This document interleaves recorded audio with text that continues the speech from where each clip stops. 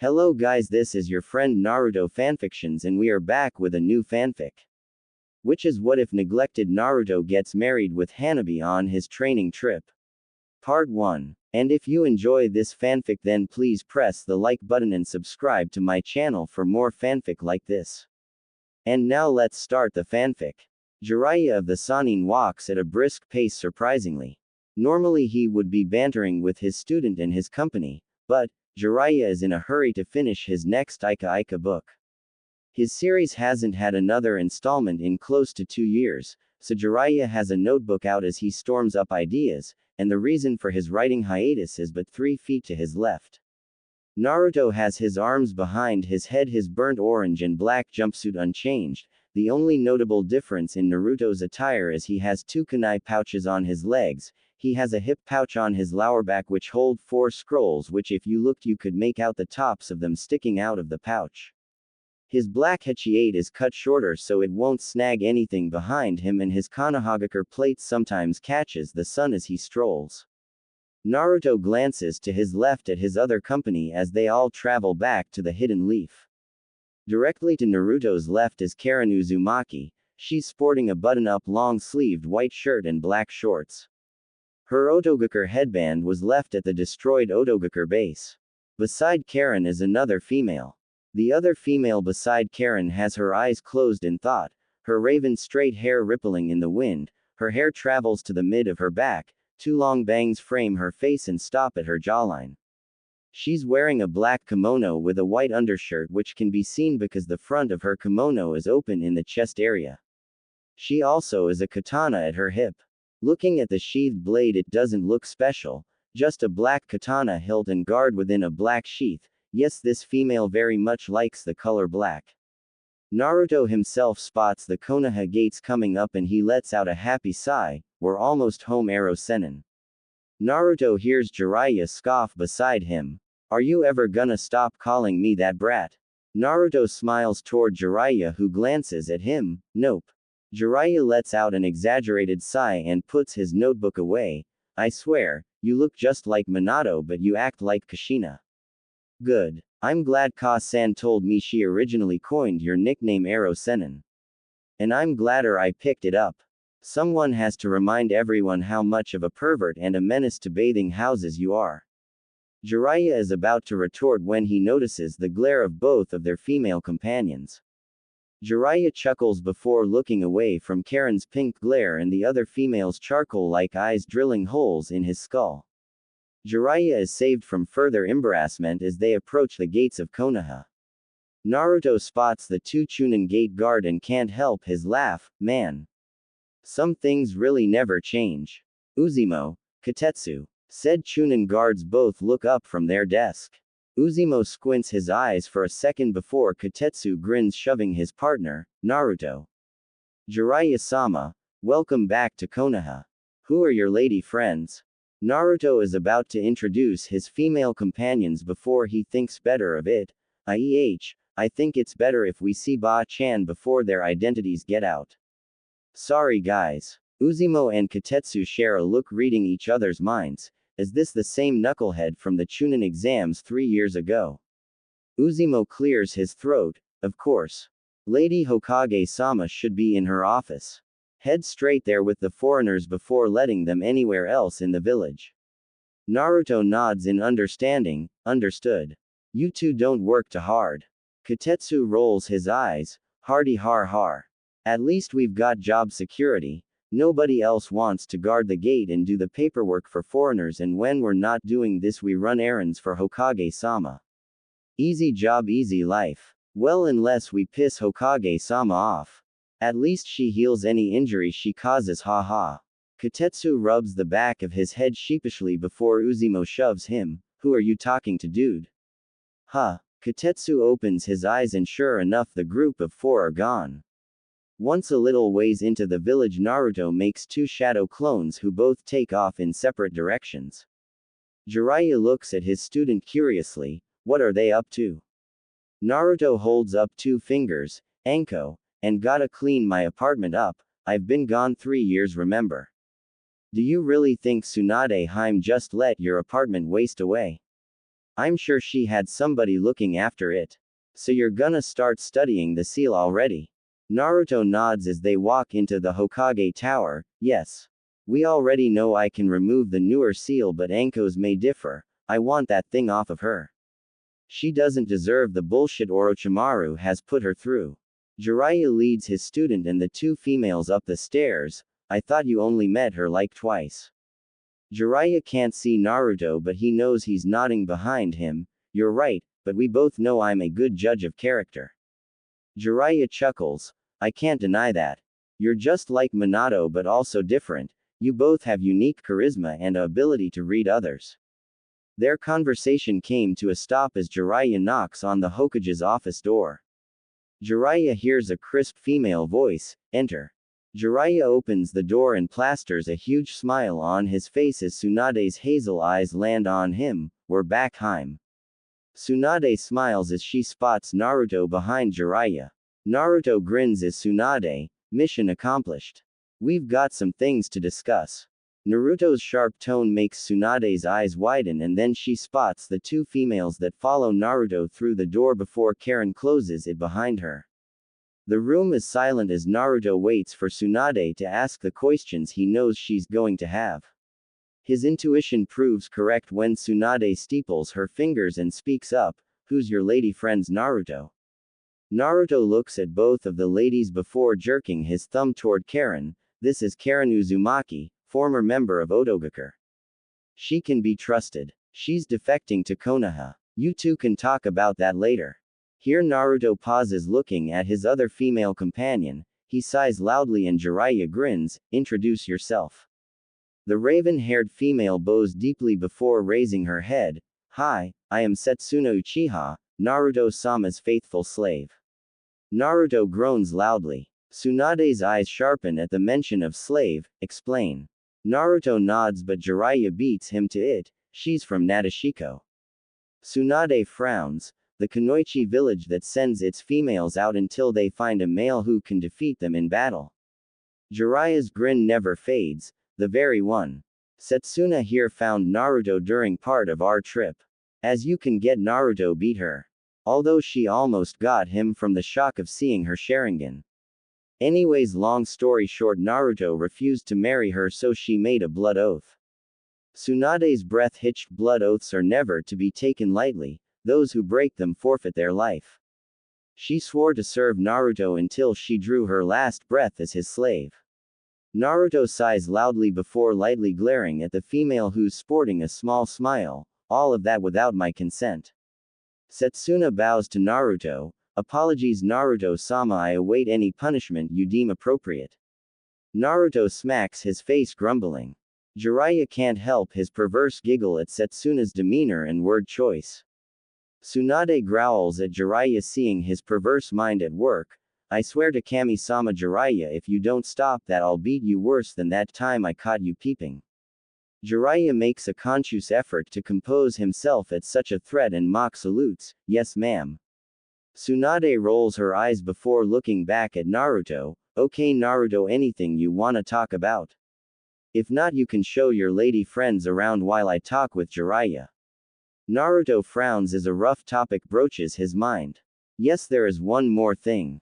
Itachi Uchiha is coming back to the village and the truth of the Uchiha massacre will be made public, and I need a favor. Naruto. Naruto stops talking at Tsunade's crisp tone and they lock eyes. I can't let that happen. Tsunade spots out of the corner of her eye Jiraiya's worried look a moment too late. In the first time in history, Tsunade's desk is snapped in half by someone who's not her as Naruto slams his fist into it while fixing her with a cold glare. Tsunade's breath hitches and her mouth hangs open. She briefly registers Setsuna has drawn her katana and is holding its blood-red blade out behind Naruto, blocking her Anbu from subduing him. She also briefly sees Karen with two chakra chains coming out of her hands, and Jiraiya, well, he's just standing stock still letting everything play out. Her eyes then flick back to Naruto's hard glare and time begins to flow again for her. No, you don't understand, Tsunade. Itachi is going to be here in 2 days, and the truth will be released, or I am leaving this village. Do you understand? Tsunade sits stock still, her hands resting on her lap. Eventually she whispers out, Naruto. What happened to you? Naruto's features soften. I grew up, and I realize there's more to the world than my dreams. Itachi doesn't deserve what happened to him, and we're gonna make it right, or I am leaving. Trust me when I say, nobody in this village can stop me. Jiraiya looks sidelong at his student before looking at Tsunade almost pleadingly, listen to him, Haim. Tsunade's eyes flicker to her teammate and she registers how serious he is, which in itself means she should really listen. Tsunade looks down at her lap for several seconds, figuring out how this is gonna play out and the headache Danzo and the elders are gonna cause her. Eventually she pushed those thoughts out of her mind, leaving one behind. Naruto is right. That boy didn't deserve what this village turned him into. With those thoughts, Tsunade's let out a long sigh. Okay, Naruto. Naruto smiles at Tsunade. I knew you'd see reason. Thank you. Tsunade nods, more to herself than anything. She takes notice of her two Anbu guards still at the ready, only blocked by a pissed-off looking Uchiha holding a sword to their throats. Neko, Usagi, dismissed. Both Anbu take a big step back before disappearing via Shunshin. Setsuna smirks before sheathing her katana. Tsunade levels her eyes on Naruto. Okay, as for that favor. Itachi's got a problem, even I couldn't fix it, and I'm decent at medical ninjutsu. I think it's a autoimmune disorder, but I couldn't figure out anything else, and Karen couldn't fix it either, and she's better than me. If anyone can cure him, it's you. So I'm asking you, please, help my friend and the man this village is indebted to. Tsunade knows Naruto is a very passionate person. Hell, he dragged her back to the village, but seeing the look in his eyes as he pleads for her to help someone he considers a friend, there was only one answer she could give him: I'll do whatever I can, Naruto. Naruto gives Tsunade a dazzling smile that if she was about 50 years younger would have made her heart flutter. Tsunade glances down at her snapped desk, her eyes sharpening. You're paying for this, brat. Naruto rubs the back of his head. My bad, good thing I'm pretty rich now, huh? Tsunade raises an eyebrow. What do you mean? Naruto smirks at Tsunade. Exactly that. I didn't just train while I was away. Not to mention I have access to my parents' savings now. Don't even start on how I know this and that, please. A lot has changed, Ba-chan. Now if you don't mind, I'd like to show Karen-ne and Setsuna-chan around the village. Tsunade stares at Naruto for several long seconds, not believing his personality has matured and changed so much. Eventually she averts her eyes, locking them on Jiraiya. We've got a lot to talk about, Jiraiya. I want answers. Naruto, Karen, Setsuna dismissed. Naruto mock salutes before opening the door for Karen and Setsuna. Once the door clicks shut, it burst back open to reveal Shizune, Tsunade-sama. Oh my, another desk. I'll fetch another. I see you already know about Naruto being back. Toodles. Shizune quickly makes a exit, leaving Tsunade with Jiraiya. Start explaining, Jiraiya. Jiraiya rubs the back of his head before leaning against Tsunade's window. He grew up a lot. He's really like Minato when it comes to training, you know. Like a freaking sponge, he picked up everything I taught him and trained himself to the ground. Copious amounts of shadow clones helped. Tsunade nods. Where would you rank all of his skills? Jiraiya chuckles, laying his hands against his thighs. Well, with unaugmented taijutsu he can keep up with me. His ninjutsu is deadly. Like seriously deadly. His genjutsu, well, he's not that good at casting anything, but he can break most. His ceiling, well, he's better than me. He figured out how to break Orochimaru's curse seal of heaven, with the help of Karen's notes on it. Tsunade reaches into her broken desk drawer and pulls out a bottle of sake. Damn, the broth's really that good. Jiraiya shakes his head with a faraway look. Probably better. I'm not exaggerating, Tsunade-hime, the kid's deadly. He also knows how to be a real shinobi now. You know, it was hard getting him to get used to killing, and I hated every part of that training. Tsunade takes 3 big swigs of the sake bottle before passing it to Jiraiya, who takes his own drink. Tsunade looks at the floor, lost in her thoughts of her own childhood and first kill before she focuses her mind on the present. What about the Uchiha girl? Jiraiya grins, not his perverted grin but one of pure amusement. Don't let Naruto fool you, he loves that girl just as much as she loves him. I can't count how many nights those two have stayed up talking about each other's lives, and no matter what, don't underestimate that girl, she's fiercely protective of Naruto and that blade of hers is special.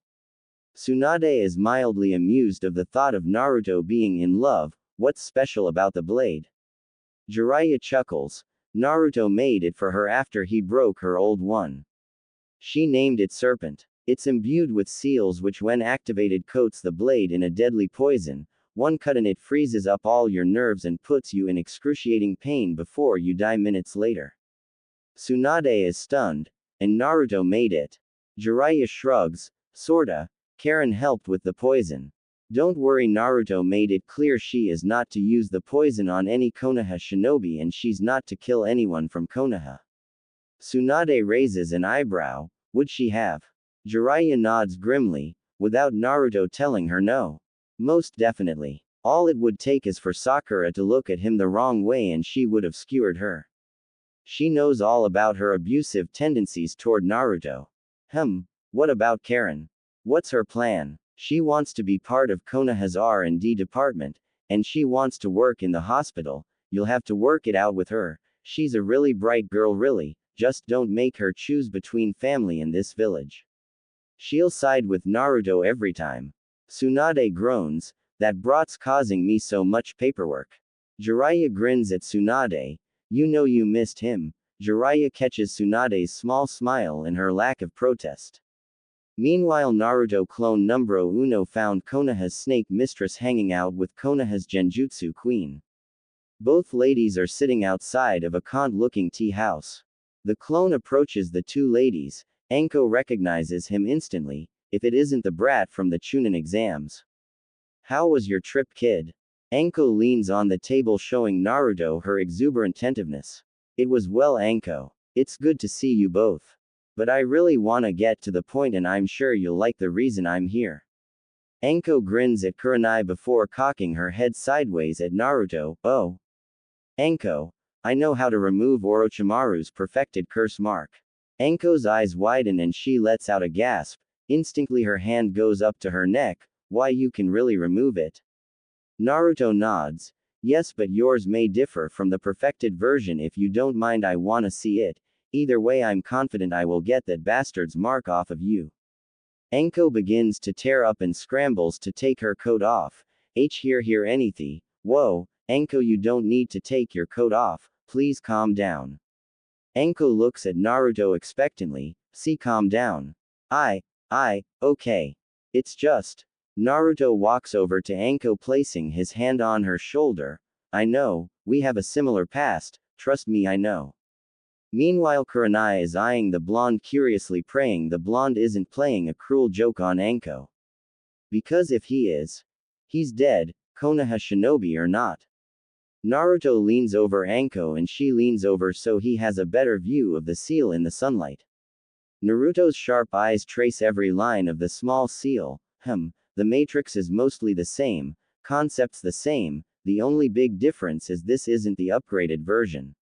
So it'll actually be easier to remove. Anko, do you know where I live? Anko quickly nods as Naruto backs up. Good, please come by my house tomorrow morning and I'll get that nasty piece of work off ya. CYA Anko, Kurenai. The Naruto clone poofs away. Anko looks at Kurenai excitedly. Did you hear that, Nai-chan? Anko scowls like a schoolgirl, her excitement shown plain as day. Kurenai eyes her amusedly for a second before getting serious. Anko, be realistic, Jiraiya-sama couldn't remove that thing. What makes you think Naruto can? Anko's smile falters for but a second before returning full force. That brat's a lot of things, but he's honest to the T. I'm putting my trust in him, please just be happy for me, Nai-chan. Kurenai looks at her longtime best friend softly before nodding. She reaches over and grabs Anko's hand with a smile. Okay, Anko-chan.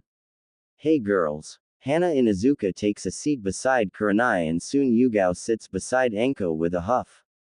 All three ladies eye their purple-haired friends. What's up, Yugi? Enko bumps the off-duty Anbu. Yugao scowls. Nothing, just some wannabe swordswoman caught me off guard earlier. Hana glances at Enko and Kurenai. Oh. Do tell. Yugao launches into the meeting between Naruto and the Hokage. Meanwhile, Naruto is leading his cousin and slave around Konoha, showing them the sights. He just finished with Team 7's old training ground before rubbing the back of his head. Hey, are you too hungry? I know the perfect place. Karen looks at Setsuna with a shrug. I could eat. Setsuna smiles at Naruto. I concur with Karen, master. Naruto scowls at Setsuna. You really have to stop calling me that. Setsuna just tilts her head sideways cutely. Naruto adverts his eye not falling for her trap. Naruto's figured out Setsuna pulls off the cute and innocent look way too well. He rolls his eyes. Whatever, come on, to Ichiraku's. Naruto leads the two ladies across the village to his favorite ramen stand. He pushes the flap open with a grin when he spots Ayame. Ayame Nichan, old man.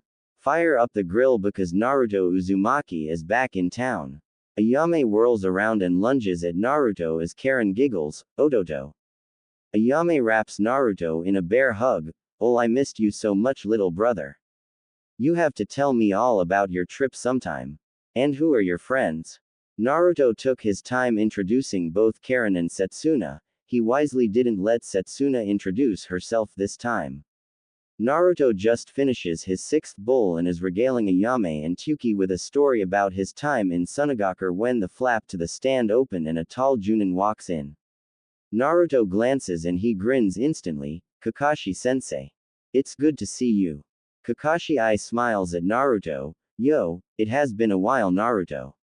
How have you been? Naruto rubs the back of his head, a social tick he'll probably never shake. I've been surprisingly good. Some rough patches here and there, but things have been going pretty smoothly. Kakashi sits down and crosses his arms on the counter. That's good. I just came by to let you know Hokage-sama wants to see you in the hour. Oh, and she'll see Karen here about her becoming a part of Konoha also. Naruto quickly nods and Karen's face is one of excitement. Okay, Kakashi-sensei. By the way, Ero Sennin wanted me to let you know. He's almost done with Ika Ika, Assassins. His newest book. He said he should be finished within the next day or so and he'll let you have the first copy. The cycloptic Junin's eye shines with anticipation. Oh, well, thank you for letting me know, Naruto. I'll see you later. Kakashi quickly left Naruto and his entourage alone. Naruto hums lightly before looking over at Setsuna. You like to read Ero Sennin's books, think it'll be any good? Setsuna smirks as she looks up. Her eyes seem to sparkle as she thinks of Jiraiya's Literotica. Most definitely, master. We should read it too. Not happening. After eating Naruto, Setsuna, and Karen wander the village a little bit. That's how he runs into one Konohamaru and his genin teammates. Boss. Naruto turns and spots Konohamaru running toward him, followed by Moegi and Udon. Konohamaru crashes into Naruto's waist, hugging him. Naruto chuckles while patting his shoulder. I missed you too, Saru.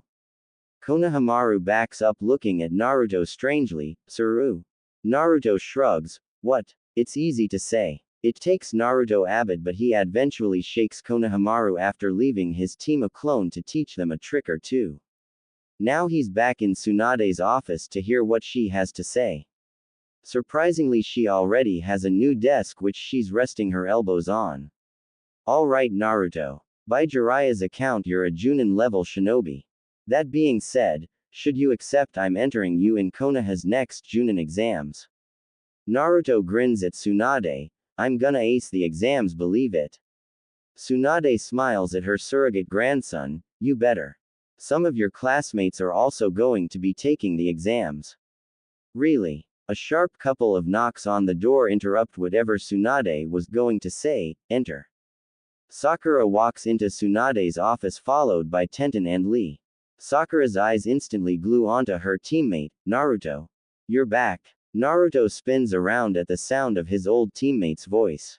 He grins at Sakura. Haha, yep. It's good to be back too. Man, I missed this place. Sakura returns her teammate's smile. We should catch up later. Lady Tsunade, you requested our presence. Naruto turns back around to face Tsunade. Tsunade steeples her fingers as she eyes her shinobi. Yes, Lee, Tenten, Sakura, Naruto, all of you have expressed interest in the Junin exams. I called all of you here to tell you, I approve. I think you all have what it takes. The exams are in 3 days. Report to Warehouse 66 at 9 a.m. in the morning. Lee cheers and Tenten tries to calm him down. Meanwhile, Sakura is gaping at her sensei. Naruto's being allowed to skip a rank. Naruto winces, having forgotten how loud his teammate can be. Tsunade nods at her student. Yes. Due to special circumstances, Naruto is being allowed to skip Chunin. Tenten. Lee, dismissed. Lee saluted while Tenten bows before the duo leave quickly. Tsunade waits for them to leave before eyeing Karen. Karen Uzumaki, tell me in your words what your plans are in Konoha. Karen straightens up her stance. Ma'am. I want to work in Konoha's research and development department. I believe my creativity and IQ will be of use. I would also like to work part-time in Konoha's hospital due to my prowess with medical ninjutsu. Also, in Konoha's time of need I am willing to fight as a shinobi. My chakra chains are very deadly, but I prefer to avoid field work if all possible, ma'am. Tsunade mulls over Karen's words for several seconds. I don't want to crowd you in at Naruto's place, so come stay at the Senju compound until you're settled. Tomorrow we'll start getting your paperwork on the way. Karen bows to Tsunade. Hi. Thank you. Tsunade smiles at the teenager, before turning her eyes to Setsuna. Your turn. Setsuna gives Tsunade a sweet smile while Naruto grumbles, waiting for whatever she's going to say. I go wherever Naruto-sama goes. I am his faithful slave. What? Sakura lunges toward Naruto, determined to wring his neck. Before she can register what's happened, Tsunade had jumped over her desk and had pushed her chest lightly, of course lightly for her, still pushed Sakura all the way to the back wall of the office. Sakura looks at her teacher in confusion until her eyes widen, seeing Setsuna had drawn her sword and had it near the spot where Tsunade's hand was still lingering. Tsunade clears her throat. Sakura, please refrain from attacking Naruto. Setsuna may kill you. Naruto gives Setsuna a stern look. No, she won't. Setsuna sheaths her sword. Hi, as Master said, I would have only drew blood, Pinky would have survived. If just barely. Sakura gulps, her mind feeling a little dizzy at her near-death experience. What's up with that crazy bitch Cha? Tsunade herself straightens up before returning to her desk. Please continue, Setsuna. Setsuna returns to her cheerful demeanor. Hi, I am his faithful slave. Don't even consider me a citizen, Lady Tsunade, I am but his property. Naruto grumbles before looking at Tsunade. Make her a citizen of Konoha Ba-chan. I'll make her sign any paperwork she needs to. Ah, Master is so cruel. Naruto sweat drops at how softly and nonchalantly she can say that. Tsunade chuckles at the girl's antics. She has a point, Naruto. Slavery is barbaric but not illegal. Technically she is your property. Naruto sighs loudly. But I don't want a slave. Setsuna-chan. There's got to be an alternative to this blood oath thing. Setsuna keeps her soft smile on her face, but it's Tsunade that answers. I'm sorry, Naruto, there's not. Blood oaths aren't meant to ever be broken. Whomever makes one binds themselves to the Shinigami, so if they break it he can instantly harvest their soul. Naruto nods solemnly. Sakura just watches in the background, doing her best to get the gist of what's going on. Naruto eventually chuckles before looking at Setsuna softly. Maybe I should have just married you, Suna-chan. Setsuna nods at Naruto. Maybe that would have been best, Master. But I have to admit I rather like the relationship we currently have. It's unique. Naruto chuckles. You could say that again. Sakura eventually recovers enough to speak. She walks up behind Setsuna. Excuse me, Setsuna-san. Both Setsuna and Naruto turn toward Sakura. I would like to start over between us, I hope we can be friends. My name's Sakura Haruno. Sakura sticks out her hand. Naruto looks at Setsuna half-goosing what her reaction's going to be based on her past interactions with other females she's shown obvious dislike towards. Setsuna looks down at Sakura's hand before looking Sakura in the eyes. I have no intention of ever being your friend Haruno-san, also, if you ever attempt to harm my master again I will hurt you. Setsuna glares at Sakura while showing her her 3-tomo Sharingan. Sakura gasps. The Sharingan. But I thought, you must be related to Sasuke-kun. Setsuna sneers having heard stories of her master's other teammate. I surely hope our blood is very far apart. I do not wish to be considered anything like that mongrel. Sakura gapes at the girl in front of her for a solid second before she starts shaking. How dare you? Sakura, enough. Sakura ignores Tsunade as she looks at Naruto. You're just gonna let her talk about our teammate like that? Naruto shrugs in an uncaring manner. She can say and think whatever she wants. The only thing you need to worry about is the fact I'm gonna be bringing Sasuke home as soon as we figure out where Orochimaru is. Sakura can't believe her teammate is putting up with this girl bad-mouthing their teammate. Her face is taking on several shades of red as her anger rises. Naruto, take your girlfriend and go before Sakura blows a fuse. Karen, stick around, I'll have Shizune show you to the Senju compound in Abbott. Naruto nods to Tsunade before jumping out of her window, Setsuna following close behind. Tsunade sighs, that girl is something. Karen's sweat drops. You don't know the half of it. You should have met her before she lost to Naruto. She was all fire and fury, now she just acts like a tamed kitten. Tsunade looks at Karen strangely. That's a very strange and specific analogy. Karen shrugs. I calm how I seem. Besides, you haven't known her as long as I have. Tsunade raises her eyebrow. Do go on. Karen snickers before gulping. Trust me, you'll see her habits and tendencies over time. I'd rather not tell you. She gets rather heated and sometimes violent if Naruto ni isn't around to yank her leash back into obedience. Again with the strangely specific analogies. Meanwhile, Naruto and Setsuna make their way into Naruto's apartment. Naruto's clone had dispelled earlier, letting him know minimum cleaning had to have been done and the refrigerator had to be refilled, both tasks the clone completed. Naruto sits on his couch and Setsuna sits beside him in a very formal manner. First day back, got a little bit done. What do you think? I think today was very amusing to say the least. I look forward to making friends when I am not servicing you, master. Naruto blushes. You make everything sound dirty on purpose, don't you? Naruto isn't looking at her, but he can sense her damnable smirk. I don't know what you mean, master. Maybe it is just you thinking dirty thoughts. Naruto blushes again before shaking his head. No, I know for a fact you try to tease me.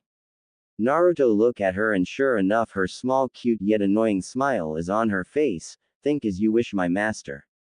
Naruto sighs before leaning back on his couch. He notices Setsuna's formal way of sitting and knows she's waiting for his command, at ease. In an instant, Setsuna cuddles up against Naruto's chest with her hands against his stomach. Naruto's eye twitches. This isn't exactly what I meant, you know. Naruto smiles knowing she's trying the cute and innocent thing she does to mess with him. Sometimes I can't tell if I love you or hate you. Setsuna slowly raises her head so her mouth's near the nape of his neck and he can feel her soft breath. Maybe it's both, master. I know what you're doing, stop. Setsuna touches her button-like nose to Naruto's neck, sending a tingle through his body. Stop what? I'm just trying to get comfortable. Naruto closes his eyes as he thinks over all the nights he's spent awake with Setsuna, getting to know her. It was a challenge getting information out of her. It was even harder getting her to ask him questions with her submissive personality. Naruto remembers hearing about her tragic past, of war, and bloodshed, loss, depression and loneliness. He knows exactly why she chose to cling to him so tightly, because in the end, he is her anchor. The one that saved her from herself and the haunted past. Setsuna is sometimes subtly flirtatious and seductive, but Naruto knows, he could rebuff her advances forever and she'd still be happy, because she knows, Naruto loves her. He's never told her directly but she's never asked, they have a closeness born in subtlety. Setsuna outwardly admits she's completely in love with Naruto. Naruto hasn't admitted it yet, but she knows she's wearing him down. Naruto leans his head against Setsuna's. She leans back so their foreheads are touching. Setsuna looks up looking Naruto in the eyes, into the twin oceans that are Naruto's eyes. She gets lost at sea. Naruto feels her breath on his lips and the slight hitch when his eyes shift. Setsuna. Why yes master. Naruto smiles ever so lightly before he shifts and slowly starts to stand. Naruto hears Setsuna let out a disappointed little mew. He chuckles at her obsession with making cat noises when disappointed. I'm gonna go shower. Then I'm going to bed. Can I help? Naruto pauses on his way to the bathroom. He looks over his shoulder. I'm not ready Setsuna. Just put up with me for a little longer. Once I'm done in the shower you can take your own shower then we're heading to bed. Anko was anxious, really anxious. The high from hearing her curse mark can be removed has only worn off slightly, but with the excitement also comes the worry, and with worry comes the second goosing, can he really do it? Is it possible to truly be free from Orochimaru? Can I finally look myself in the mirror and see more than all the names the villagers used to call her crawled back up to the surface? Snake whore.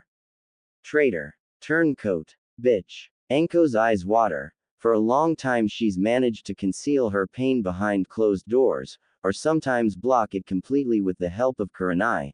Anko doesn't kid herself. If Kurenai Yuhi hadn't reached out to her when she came back, if she didn't help convince others she wasn't a traitor, Anko would have killed herself within the first week she returned. Anko takes a couple of slow breaths to calm her nerves and wipes the water out of her eyes. She's been standing in front of Naruto's door for Kami knows how long now. Anko works up her nerves and raises her hand to knock. Before she does the door swings open and she's face to face with a ravenet. Setsuna looks Anko up and down. Stay silent please, Naruto-sama is still in bed. Please come in Anko-san. Anko stares at the ravenet for several long seconds. She's wearing a big baggy black shirt with the Uzumaki seal on the chest area. Anko can't tell if she's wearing anything else due to the shirt going down to the top of her thighs. No girl can be that hot. And her face. It's like sculpted porcelain. Anko-san please cease your starring and enter. I have breakfast prepared and I'll be waking Naruto-sama shortly. If Setsuna caught Anko checking her out she didn't mention it. Anko snaps back into reality. She nods to the ravenet and slowly walks into Naruto's apartment. She slowly looks around as Setsuna closes the door behind her. The ravenet walks up to Anko and whispers in her ear, sit, table. Anko shudders as her hot breath hits her earlobe before her eyes narrow. She's being alluring and aloof on purpose. That bitch. That's my gimmick. Anko silently stomps her foot before slowly making her way into Naruto's kitchen and sitting down like a fuming child who was just told no. Meanwhile Setsuna slowly opens the door to the bedroom. Naruto is laying on his back with one arm behind his head the other slung across his eyes. He always shifts into funny positions by the time I return to wake him. Setsuna fights back her own giggle before tiptoeing her way to his bed and slowly crawling onto the bed. Once on the bed on all fours Setsuna slowly crawls up to Naruto and wiggles under the arm he has across his eyes so she's close to his ear. Naruto-sama. Most people couldn't tell when Naruto wakes up. Jiraiya taught him how to wake up without instinctively shifting or changing his breathing pattern, but Setsuna always knows. She had his attention as he takes in his surroundings without moving. Naruto-sama, breakfast is ready and Anko-san is here. She's anxiously awaiting your presence. Naruto unslings his arm from across his eyes and turns to face Setsuna. She can still see the just waking up deliriousness in his eyes as he mumbles out, Kami I love you. Setsuna's eyes widen before narrowing lightly. TCH, he's half asleep doesn't count. Initiate Plan B, attack. Setsuna quickly straddles Naruto's waist and grips his shoulders while taking a deep breath. In an instant she shakes him violently. Naruto-sama, wake up. The affect was instant as Naruto's eyes lose the haziness and he grabs Setsuna's hands to stop her. I'm up, I'm up. Setsuna leans down so her face is in front of his and her chest is pressed against his. Good. Setsuna. Yes, master. Please get off of me so I can get ready. TCH, as you wish, my master. Setsuna slowly crawls off of Naruto and makes a show of walking back out of the room by swaying her hips back and forth. Naruto can't help but stare. It doesn't help she's the most attractive woman he knows. She's picking up her game. She's getting tired of my hesitance and showing it. But am I ready? Am I good enough for her? Maybe she deserves better. Maybe. Naruto's eyes lower, his childhood insecurities flaring to life. Even if Setsuna knows everything about him, still, his childhood always used to have him at the brink of depression, always had him questioning himself and plaguing himself with the same question that now plagues his mind. Am I loved? Am I worthy of being loved? Yes, even after everything, deep down Naruto Uzumaki is insecure and scared of the unknown and what it's like being unconditionally loved like Setsuna is trying to show him. Naruto walks out of his bedroom fully dressed and ready for the day to come. He has work to get done. Naruto swiftly strolls through his living room and into his kitchen where he spots Anko sitting nervously. She spots him also.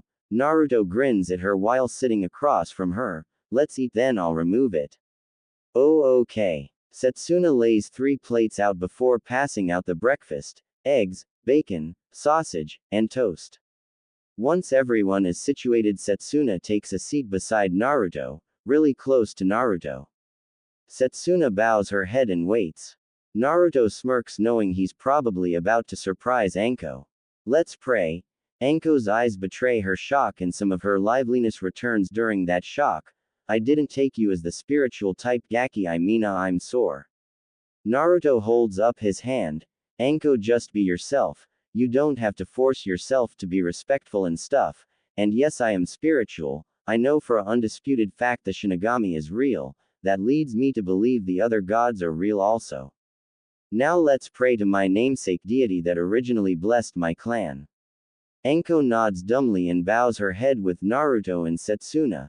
Susanoo-sama, kami of storms and the ocean, I pray to you as one of the last Uzumaki. I ask that you please continue to look out for the rest of my clan wherever they may be and that you bless our food.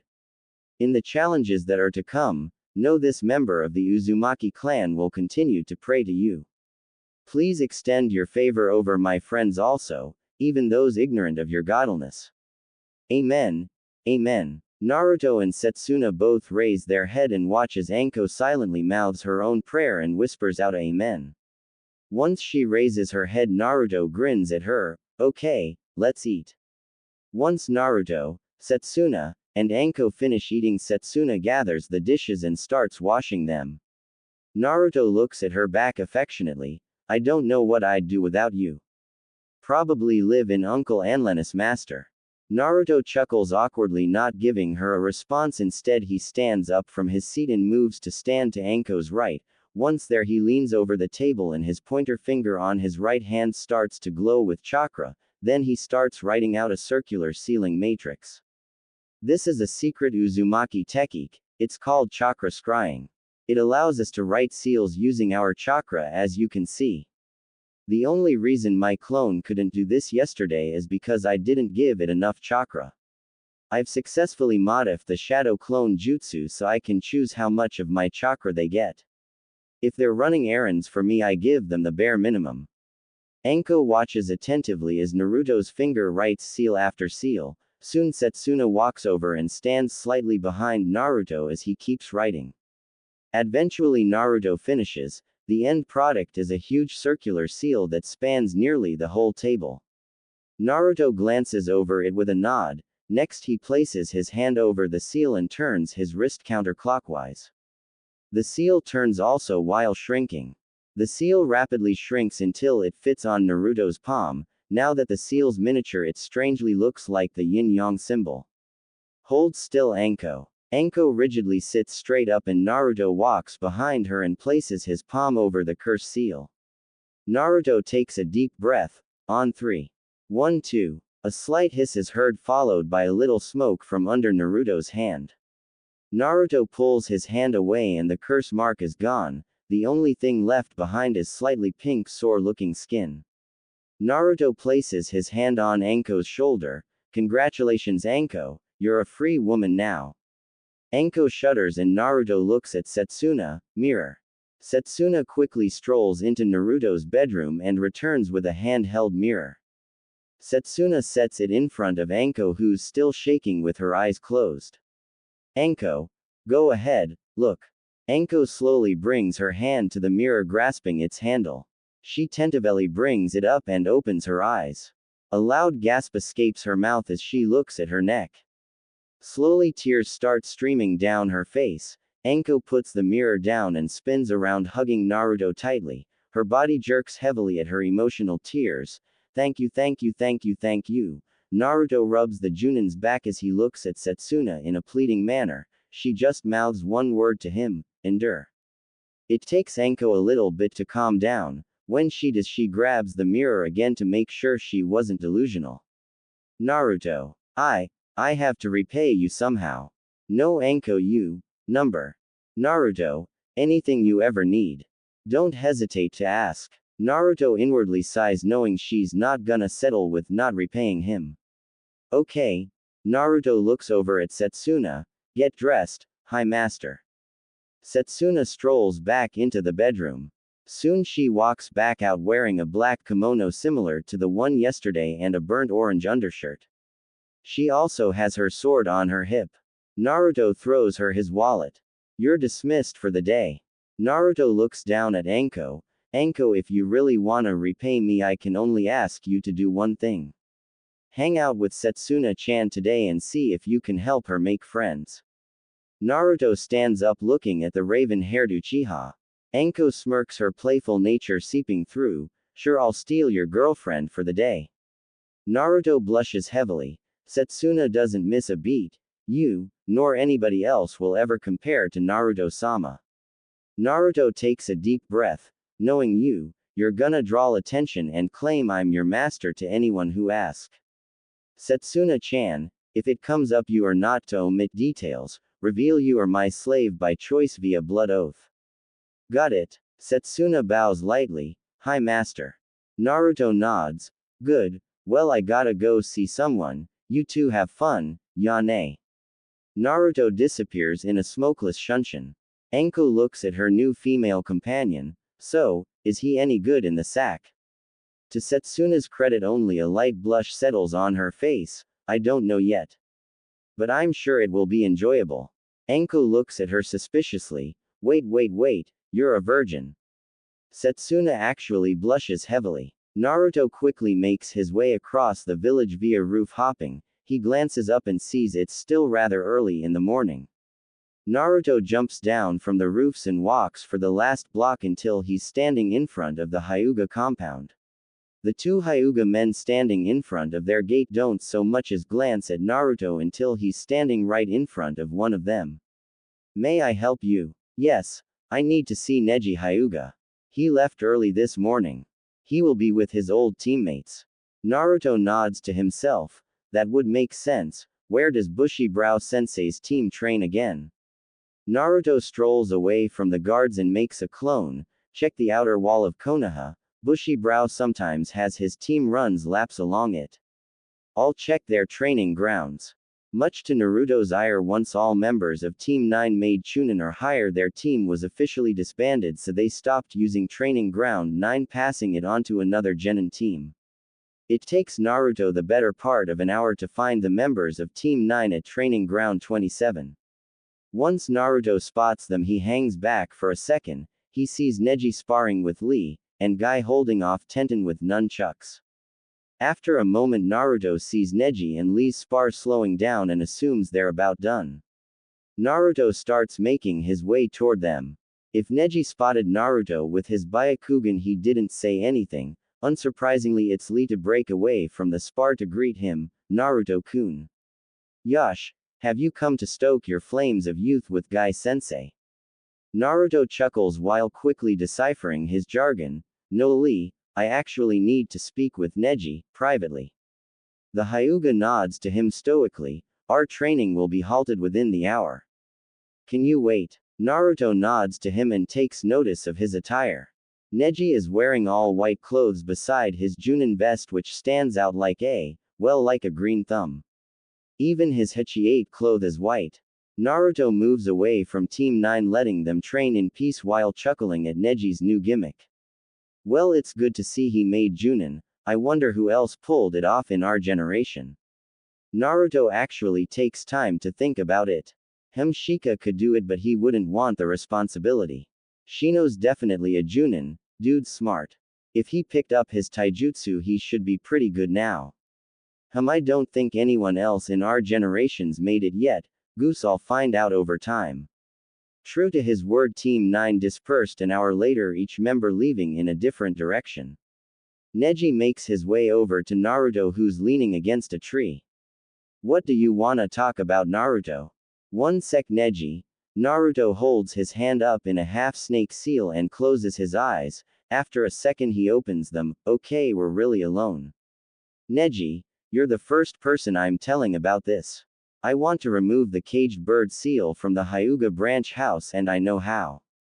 Neji stares at Naruto stoically for several long seconds. I thought it was impossible without knowing the inner workings of the seal, which are sealed within the Hyuga archive under heavy guard. Are you telling me you stole from my clan? Naruto grins at Neji. Not exactly. Naruto's face sharpens as he looks Neji in the eye.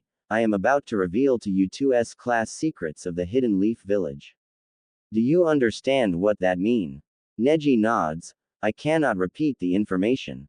Why are you telling me? I trust you, Neji, and I want you to trust me. My father, the Yondaime Hokage, was conspiring with Hitomi Hyuga against the main house of the Hyuga clan. She gave him information he needed to start devicking a way to remove the caged bird seal. Unfortunately, he died before he could put any of that to use. Well, I finished it. Neji looks away from Naruto, trying to hide the fact his stoic facade cracked a little at hearing Hinata and Hanabi's mother was doing something like that. Naruto, as much as I want to be free from the seal, freeing us would cause a revolt within the Hyuga clan. Naruto quickly shakes his head. Leave the main house to me. I've got this, Neji. But I need your help. I need you to spread word among the branch house. If they want their seal removed, they are to gather at Training Ground 15 tomorrow, early in the morning. There I will free them. Don't worry about any snitches. Like I said, I'll handle the main house. Can you help me, Neji? Neji is quiet for several seconds before he takes a deep breath and looks at Naruto. I'll do whatever I can. I'll trust you, Naruto. Naruto grins at Neji. Meanwhile, Setsuna and Anko are currently walking the streets of Konoha after a trip to the clothing store. Both Setsuna and Anko pick up that a lot of the civilian populace have begun staring at Setsuna. Anko makes her thoughts known. Looks like word of a Uchiha being in town has spread. Damn, look at all those respectful looks. Wish I had your popularity. Mild amusement flickers across Setsuna's face. Their attitudes will change soon. Within the next week, I won't be surprised if they look at me the same way they look at Naruto-sama. Anko raises an eyebrow, well aware of the kid's representative with the civilians. What makes you say that? Setsuna smiles. One of my clan mates is coming here, one I respect. With him comes a truth that will ruin the village's view of my clan while ironically raising the village's respect for him as an individual. To put it bluntly, my idiotic clan's reputation is about to be non-existent. To say Anko is surprised is an understatement. You really don't like your clan, huh? Not in the slightest. My clan is a stain on the shinobi world. Very few members ever turned out good and respectful. I hope by the time I pass on, all will have earned one of those spots. An uncomfortable silence settled between the duo as they walk aimlessly for several minutes. Anko takes the initiative to change the subject. So Kenjutsu, huh? Are you any good? Setsuna smiled while looking down at Serpent.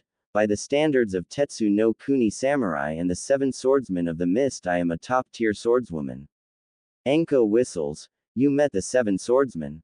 Only 3 of them. and one of them was but a teenager who still hadn't mastered his blade. Anko looks at her companion funnily. First you upplay your skill, then you downplay them. Which is it, woman? Are you good or not? Setsuna giggles. When the time comes you will know, Anko-san. Oi, fuck that cryptic bullshit and answer my question. Anko. Said Kunoichi snaps her head down the road and spots Kurenai waving at her. Nai-chan. Come on Setsuna, let me introduce you to my best friend. Anko grabs Setsuna's hand and drags her along. Anko runs up to Kurenai, stopping in front of her. Nai-chan. Goose, what? The brat actually did it. Look. Anko leans to the side, giving Kurenai full view of where her curse mark used to be. Kurenai's face develops a bright smile. Congratulations, Anko-chan. Dango's on me next time we go. Anko throws her arms up in the air in a cheer. Dango. Setsuna watches the energetic Kunoichi with amusement before Kurenai's attention flickers to her and her eyes shine with recognition. So you're the swordwoman Yugao was talking about. It's nice to meet you. I'm Kurenai Yuhi, Junin of Konohagakure. Setsuna eyes the woman for a second before inclining her head slightly in a nod. Pleasure to meet you, Setsuna Uchiha, faithful willing slave of Naruto Uzumaki by blood oath.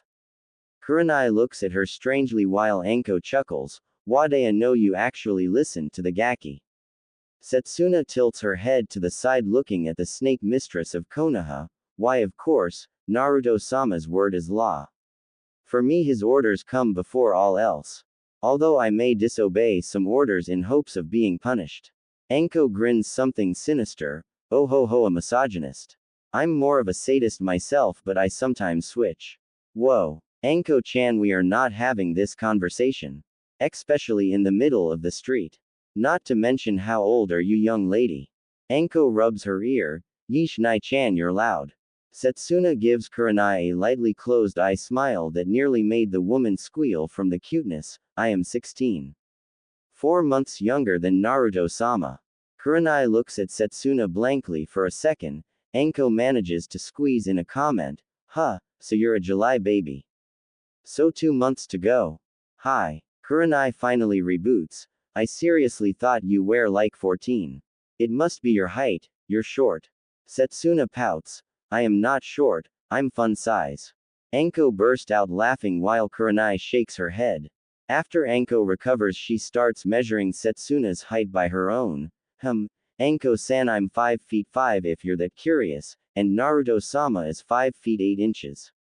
Da. You ruined it. I was just about to goose. Screw you. Anko fumes as Setsuna's eyes shine. No thank you, Anko-san, that privilege doesn't belong to you. By now Kurenai's a blushing mess. C-C, can we just go get something to eat? In response, Anko throws her arms up. Dango. Neji did his job flawlessly. After talking with Naruto, Neji made his way to his compound and systematically spread the information of Naruto's plan. Within 2 hours every branch member had a little hope in their eyes. It's also during this time Hiyasha overheard a discussion between branch members about Naruto's plan and called a meeting with the elders. Hiyasha, being the man he is the last to enter the council chambers within the main house. He slowly lets his eyes look over the old faces of the clan's elders. 6 old guys that either made his job hell or made it easy. Hiyasha clears his throat. I called this meeting to discuss some troubling information. It seems. Knock knock. Hiyasha glances at the door to the council chambers as it slides open. For him the air grew colder as the cause of this meeting stepped into the room, grinning at him. Hiyasha-san, it was so good of you to gather your clan leaders in one place for me. Really makes my job easier. Naruto walks into the middle of the room. Naruto Uzumaki, what is the meaning of this? An elder that strangely enough reminds Naruto of Hiyasha spits at him. Naruto grins at the old coot. Simple. I'm removing the caged bird seal from the branch house. The council chambers roar to life as many of the elders scream blasphemy of tradition and other bullshit Naruto didn't care for. Silence. The growl in Naruto's voice stopped all forms of conversation. All of the elders knew of the boy's prisoner, and hearing that growl along with the temperature drop of the room struck a chord many of the elders forgot they had fear. Good. I've given the branch house till tomorrow to decide if they want their seal off. Now I don't know if any of you coots are crazy or not, so I'm gonna say this so there won't be any misunderstandings. If within that time any branch member is attacked, or their seal is activated, I will kill the one who did it. Understand? Naruto didn't wait for a response, capitalizing on their silence. Before I hear any whining. This is not clan bussiness. This is not political. This is not village bussiness. This is me. Now that my message is done, good day, gentlemen. The Naruto in front of them poofed out of existence. Hiyashi's mind works a mile a minute. What have you done, boy? Setsuna is mildly surprised by Anko's ability to eat so much dango. My, you remind me of Naruto-sama when he eats ramen. Anko makes an effort to smile while stuffing her face. Setsuna looks away at the other female in their group. Kurenai-san, do you have any people in mind I should befriend with the pretense that Naruto-sama and I plan to live here indefinitely? Kurenai pauses eating her own snack. She shifts the piece of pocky in her mouth around for a second. Well, we'll introduce you to our other two friends, Hana and Yugao. Yugao-chan may be a little miffed with how you two first met, but she'll get over it.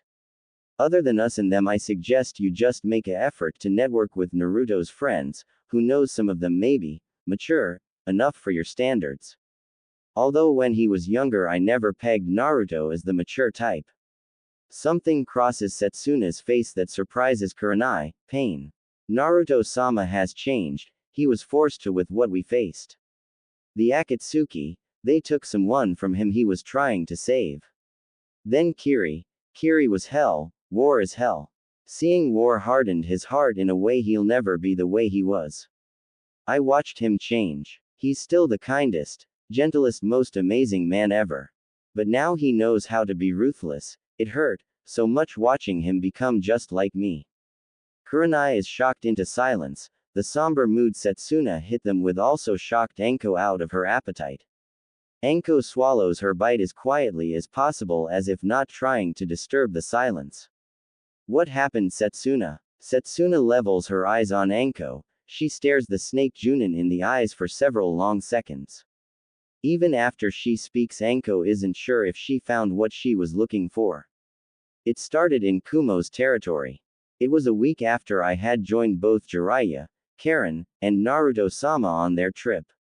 Naruto-sama being Naruto-sama, somehow, by a stroke of luck or tragedy, we ran into Yugito-ni, the Jinjuriki of the two-tailed demon cat.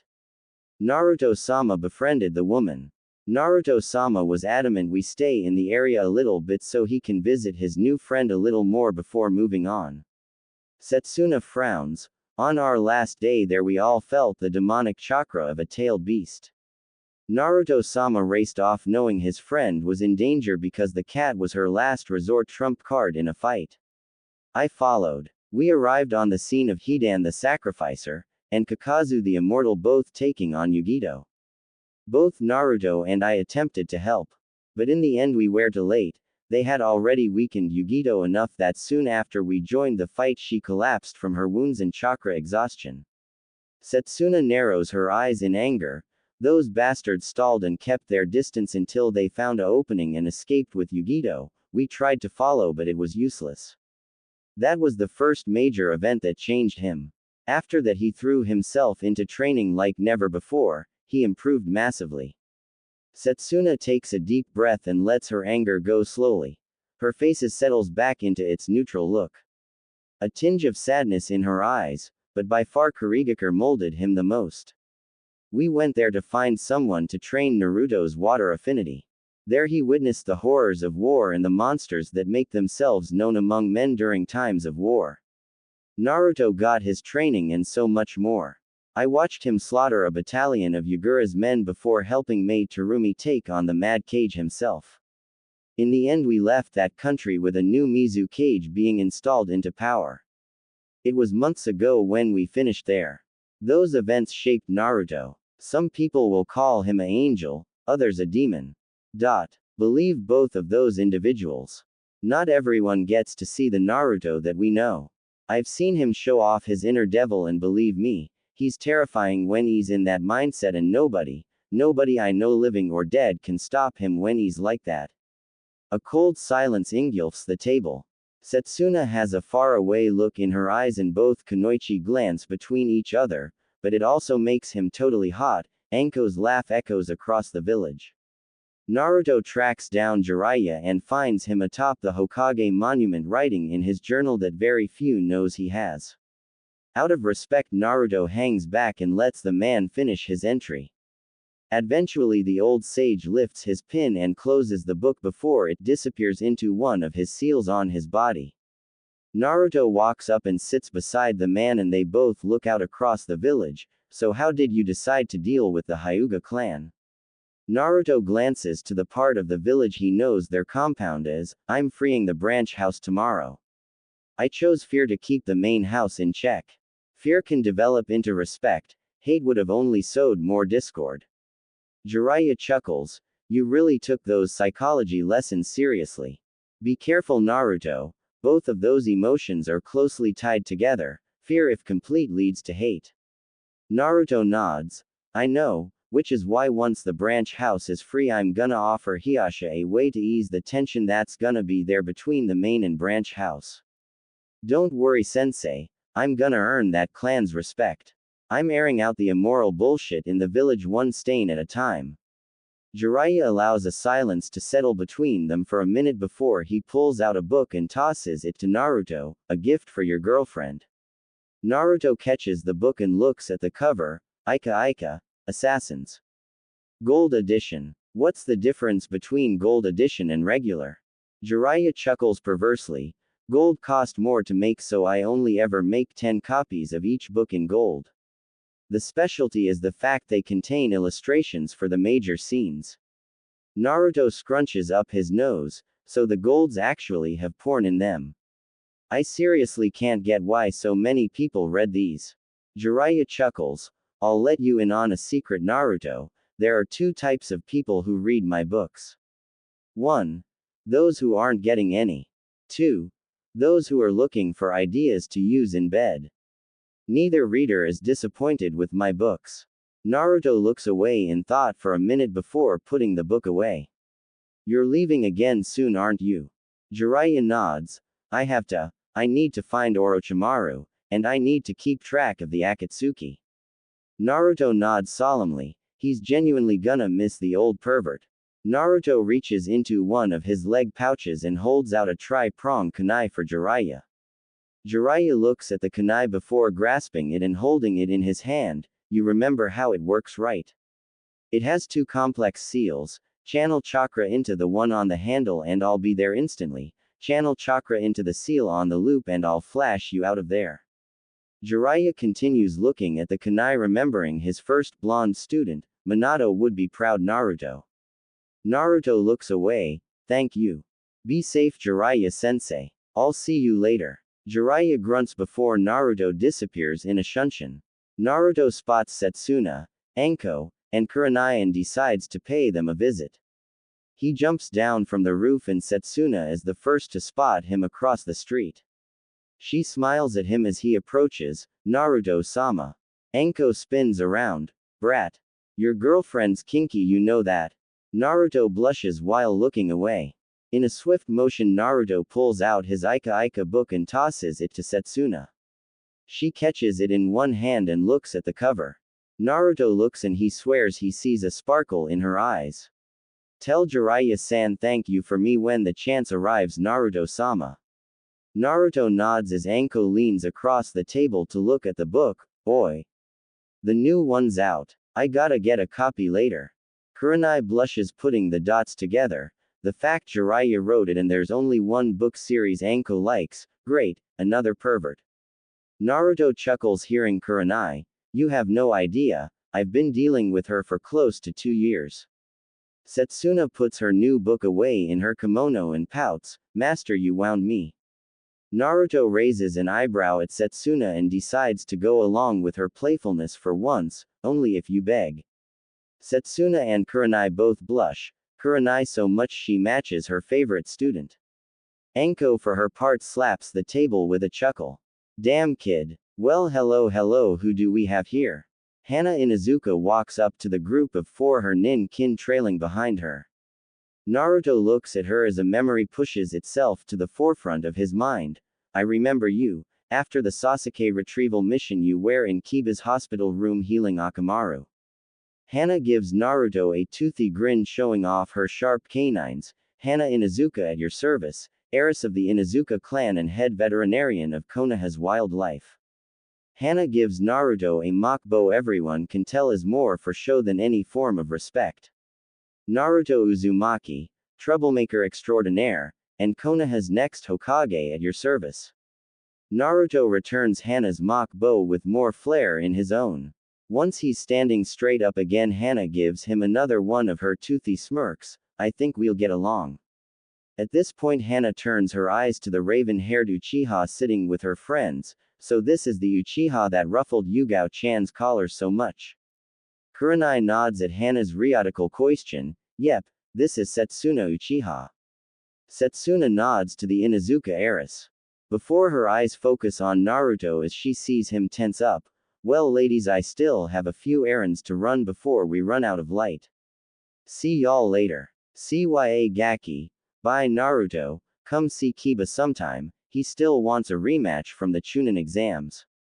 Naruto nods to Hana before hopping to a nearby roof and out of sight.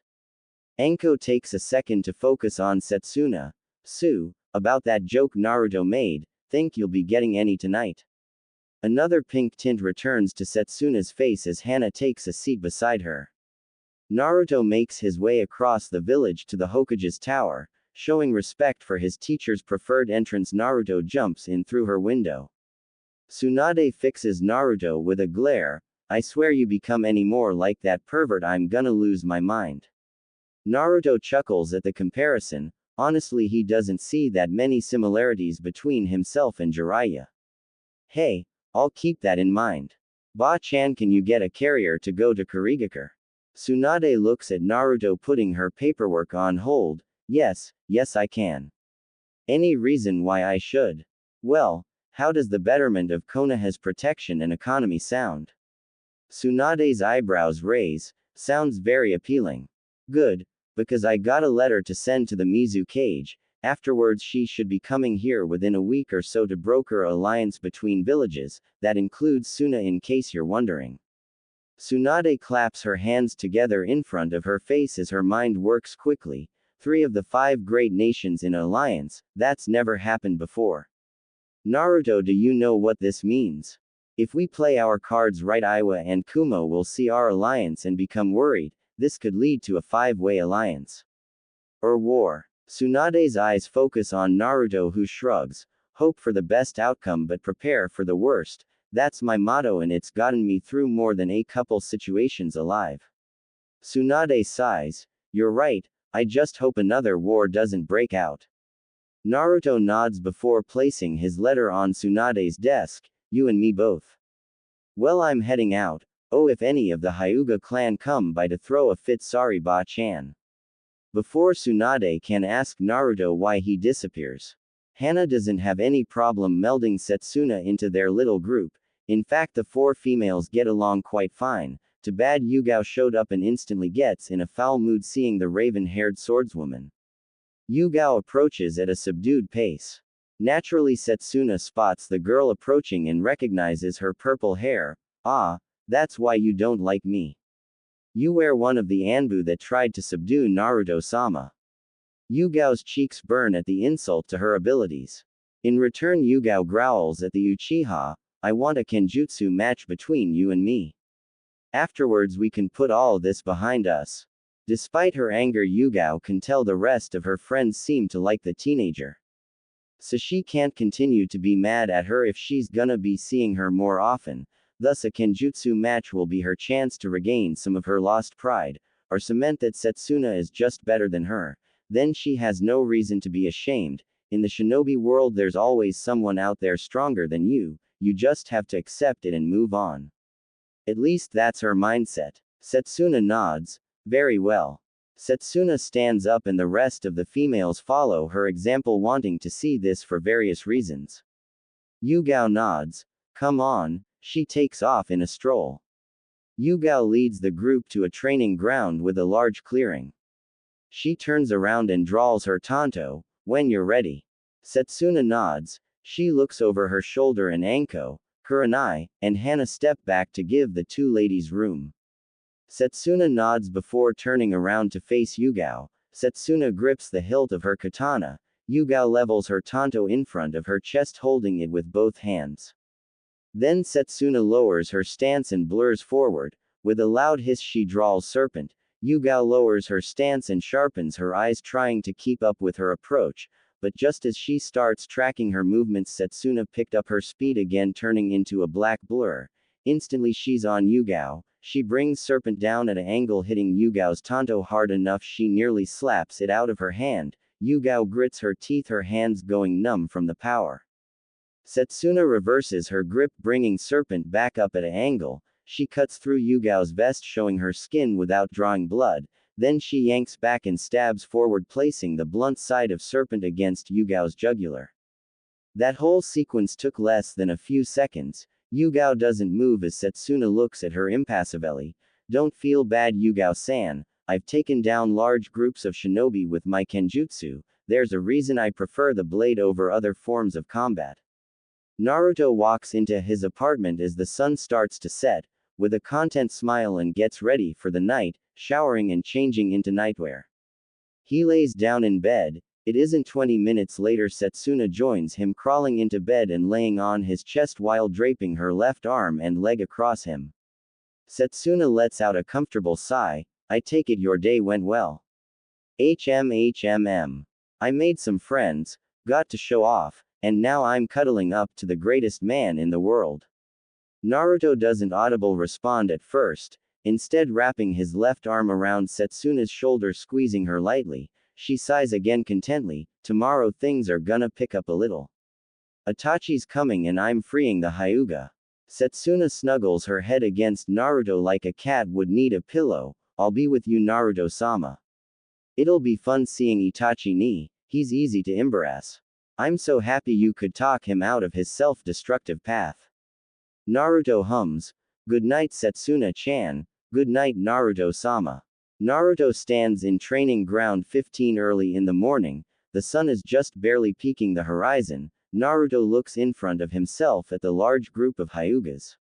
He counts at least 60 adults, and some children. Setsuna is standing beside Naruto, her light smile on full display. She's wearing a black form-fitting t-shirt today. Her shirt hugs her skinny frame, showing off her bust, which in itself isn't that impressive. A B cup.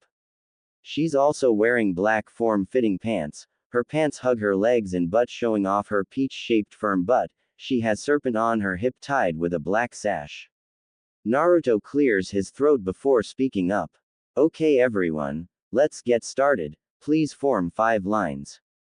Naruto puts his hands in the cross seal, making 4 clones. He's given each clone enough chakra to complete the task at hand. The Hyugas quickly form into lines. Ironically, Neji is the first person standing in front of the real Naruto. Neji takes off his headband, showing Naruto his curse seal. Naruto nods, reaching into the pouch on his back, pulling out a small green scroll.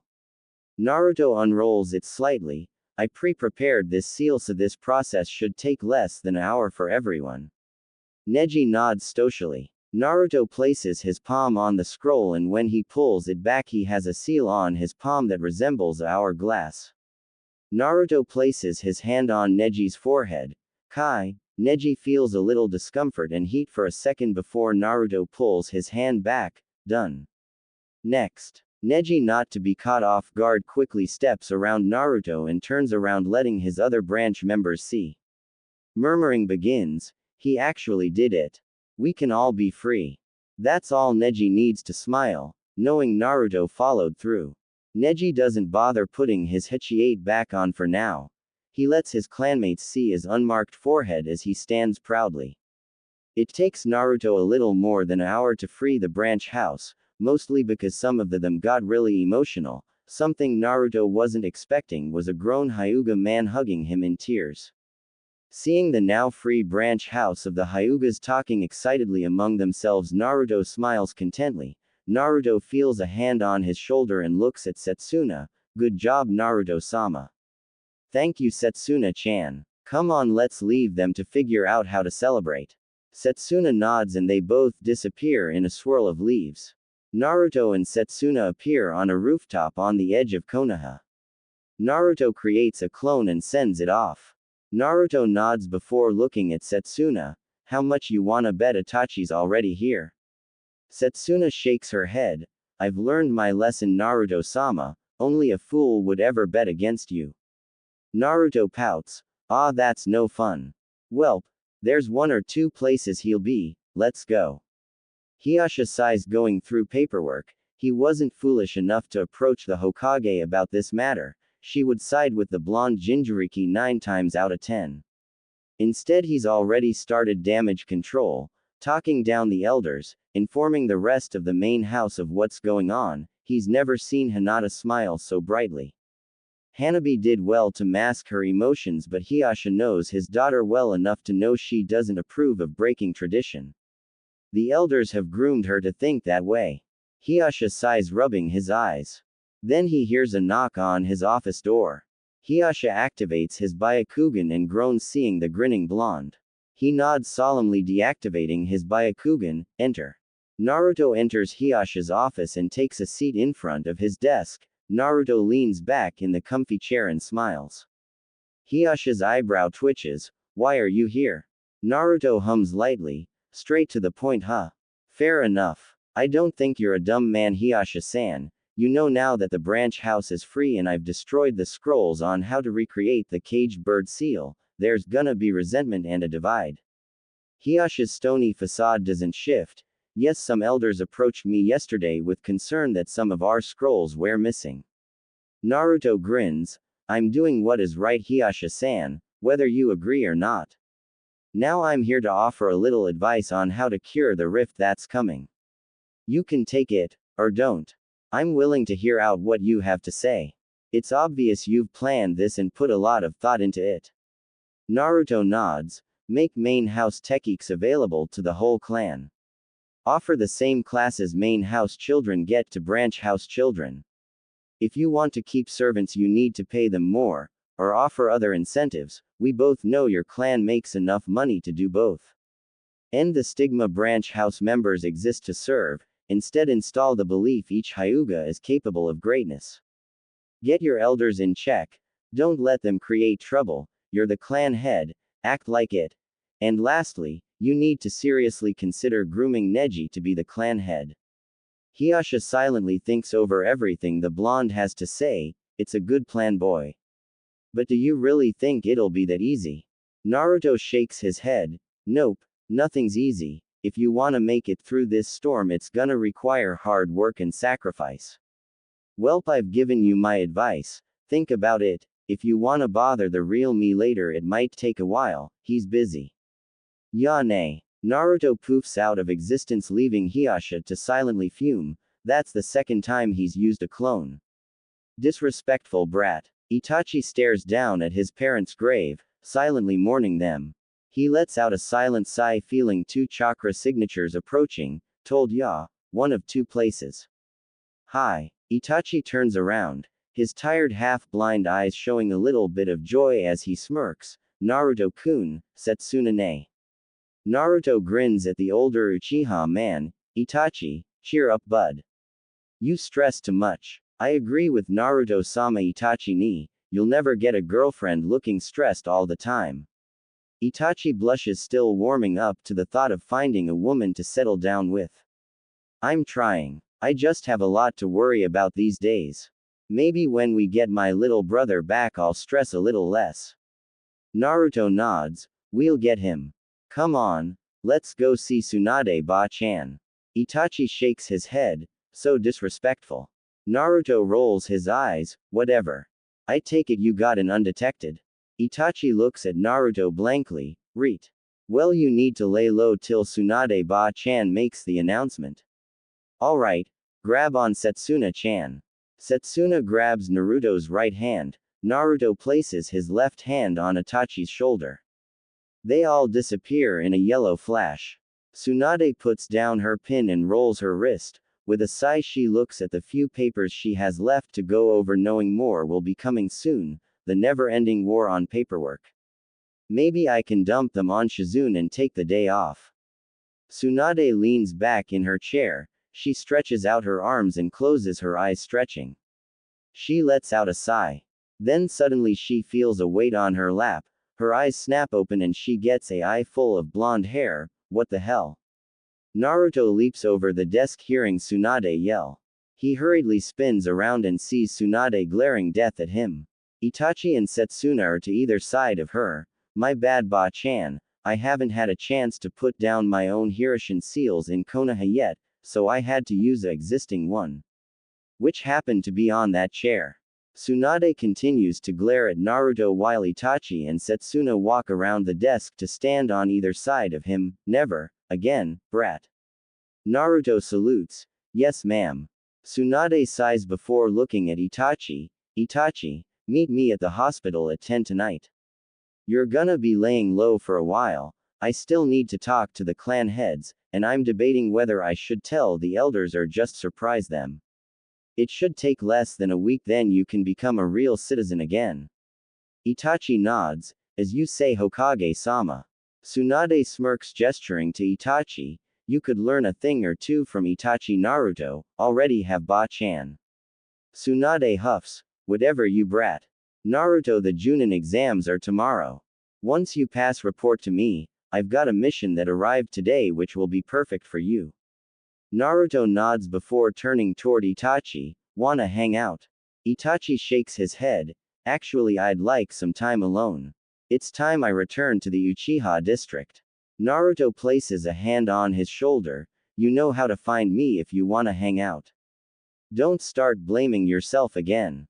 Itachi nods slowly before vanishing in a poof of smoke. Naruto sighs. Well, I'll see you later, Ba-chan. Naruto and Setsuna both leave out the window. After getting a fair distance from the tower, both Naruto and Setsuna stop roof hopping. So what's on the agenda for the rest of the day, Naruto-sama? I say it's time I catch up with my friends. Unless you wanna do something else. Setsuna opens her mouth to respond but closes it abruptly before opening it again. Actually, Naruto-sama, I wanna see if Anko-san is up yet. I'll catch up with you later. Naruto nods. Okay. Don't start trouble. Setsuna smiles before disappearing via Shunshin.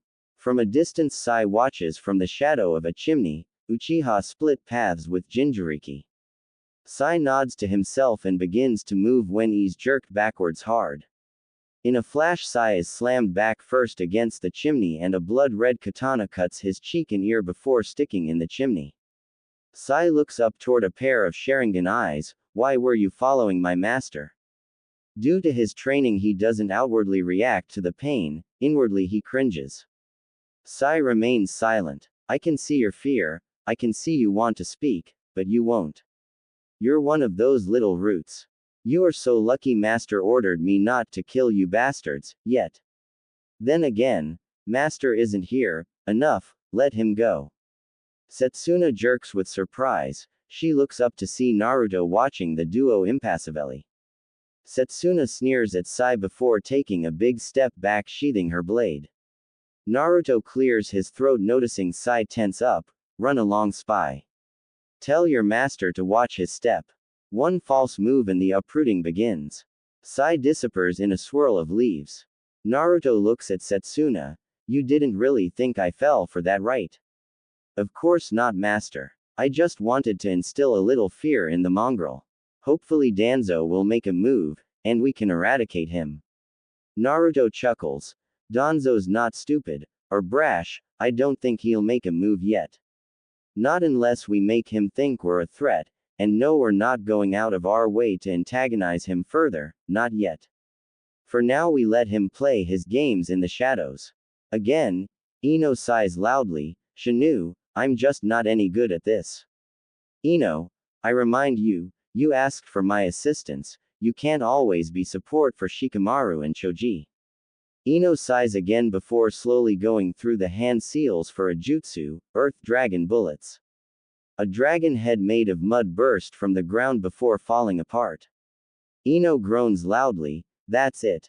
I wanna break. Come on Shino, we're friends right?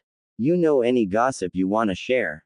Shino takes a second to adjust his sunglasses, nothing you don't already know.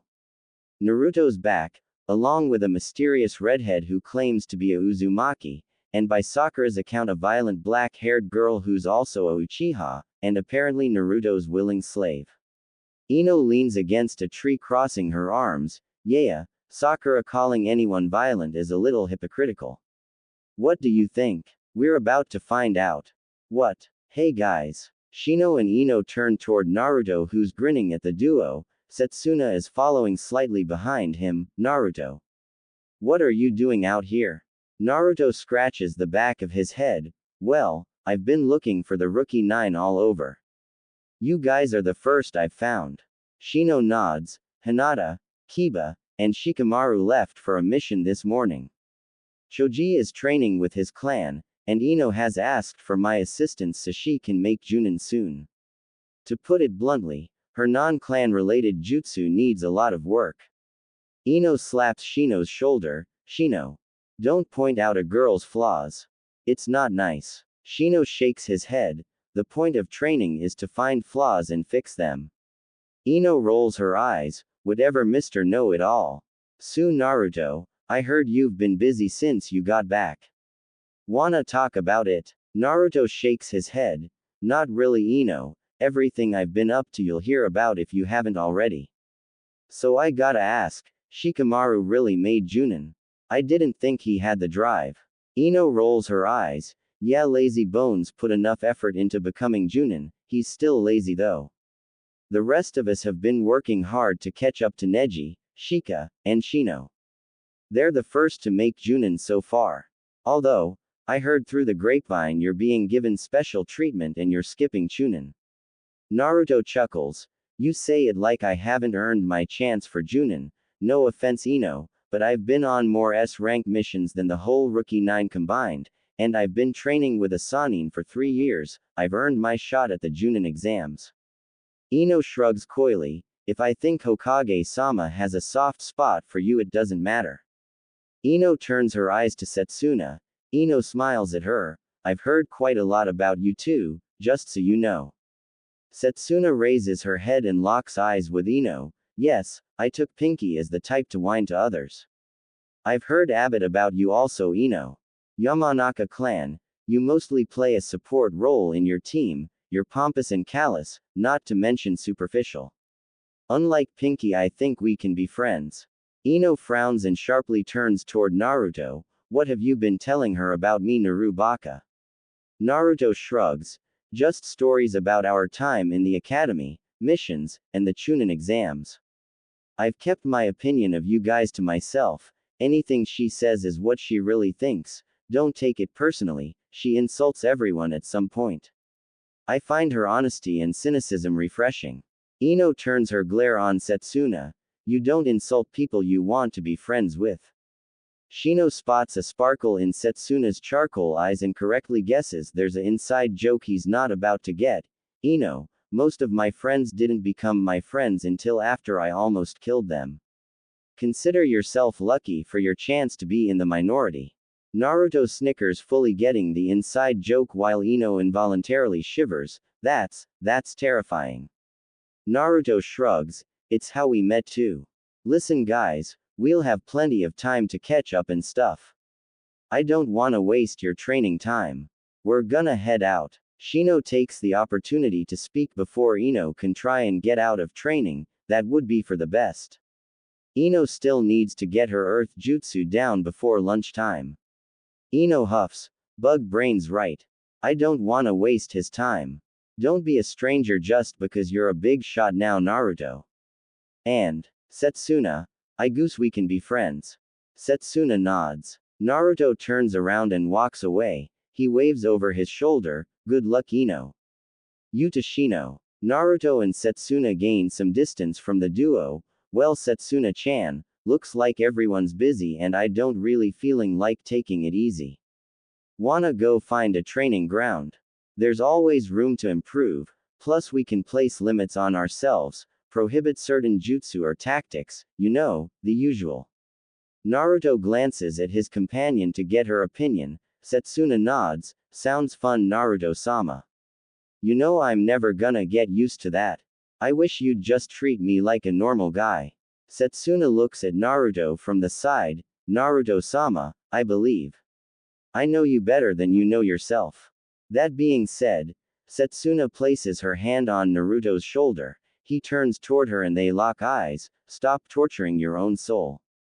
I love you. Naruto holds her gaze for a second. His mouth goes dry under her intense gaze. Eventually he tears his eye away. See, come on Setsuna-chan. Let's go train. Hanabi is having a bad day. It started out like any other. She awoke, got ready, and found her father in his study so she can begin morning training. That's when it started. She noticed instantly his troubled and distant mood. She didn't press. She knew he wouldn't wanna talk about it. He never has in those situations. After training she noticed all the servants are gone. Worse, all of the branch members are gone. Now that is highly unusual. She knew they were having their seals removed, but for them to abandon their duties, that's just insane. Hanabi, not having to go to the academy due to special circumstances, spent most of her morning around the compound watching other main house members brood around. After failing to find her sister to request more training, Hanabi decided to leave the compound, just to get away from main house problems for a while. At first it worked. She got her mind off all the problems her clan's going through. She just watched people go about their day. She watched genin teams running around performing various D-rank missions, and it made her happy knowing soon she'll be assigned her own team. Then she found them. It looked like the whole branch house went to a single restaurant, a Akamaiki barbecue joint. She watched. All of them were smiling, some of them dancing, others just talking and eating. This was all wrong. Hyugas don't show emotion in public. All Hyugas are supposed to be formal and stoic at all times in public, to represent the clan appropriately, but they are all smiling, dancing, some crying. All of her training, all the traditions she has learned over the years screamed this is all wrong. Then she spotted Neji. His Hichiate is off, showing his unmarked forehead to the world. Hanabi ran away. She couldn't take it anymore. She had to escape this public place. Tradition dictated she had to find somewhere private to release her emotions. She ran, everything blurred as she's lost in thought. She ran until no more buildings can be seen. Once out of the populated areas of Konoha, Hanabi stopped and placed her hand on a tree. Then she registered the sound of metal against metal. Hanabi huffed in frustration. Well, at least I'm away from my clan. I wonder who's fighting way out here. Hanabi slowly works her way through the forest, preferring to pique her curiosity the old-fashioned way instead of just using her Byakugan. She found them, and her mind went blank. The man who started all of her problems, right in front of her. Her mind barely registered the woman he's fighting. She did notice he's fighting with a kunai versus the lady's sword, and she noticed he was having a hard time. Suddenly her mind rebooted, so to speak. The man responsible for all of her problems is right in front of her. Naruto instantly sheaths his kunai and spins around. He notices Hanabi storming toward him. Setsuna, I'll handle this. His mind focuses back on the young Hyuga. You're ruining my clan. You baka. Years of tradition. Years of training. She attacks him. It's fast and it isn't controlled. Her attacks are sloppy but nevertheless deadly. Naruto moves fast, dodging her palm and finger strikes. Whoa. Calm down, firecracker. Hanabi growls loudly and redoubles her effort to hurt him. Naruto quickly begins slapping her wrist to keep her chakra conducting strikes away from himself. I'm just gonna have to wear her out. There's no way she'll listen while enraged. Naruto keeps dodging and parrying, and he thanks Kami she's too angry to actually use any real technique or strategy other than attack.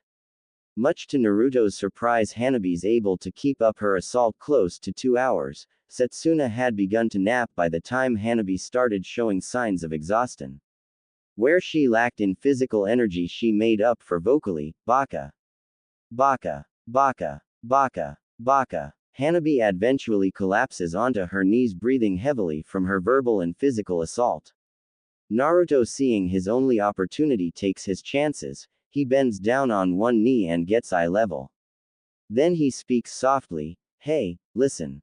Eventually there was going to be a revolt in the Hyuga clan. My way has reduced the fallout. Kid, the branch house didn't deserve that seal. Now they have a chance at a life they can choose. You truly can't tell me they had a fair life. You can't tell me the main house didn't abuse their power over them. I'm speaking from the heart when I say this. The Hyuga clan was due a revolution. Screw tradition. You seem like a smart kid, firecracker. Think about it." Hanabi huffs, regaining some of her breath. "You don't understand." Naruto smiles sadly at her and pats her shoulder. "No, I don't understand torturing family, nor do I understand how the branch house put up with cruelty for so long, and yet, they can smile now, they have hope now. Kid, take the time to look into your clan's traditions. I think you're smart enough to spot the flaws I did." Hanabi squints her eyes. "Flaws?" Naruto chuckles. "We're leaving Setsuna-chan." A loud yawn fills the clearing, followed by a 10 feet 4. Naruto stands up and glances down at Hanabi one more time before disappearing in a whirlwind of leaves. Hanabi watches blankly. "My clan has flaws." Setsuna stretches out her arms, still getting over her short nap. "What was that all about, master?" Naruto hums. "I'm not completely sure, but I think that was my classmate's little sister. It doesn't really matter. I just hope she's still young enough she isn't stuck in her ways and she'll question her clan's past and present morals and the flaws' real purpose the seal served. If my intuition's right, she can figure all that out by viewing the Hyuga archive."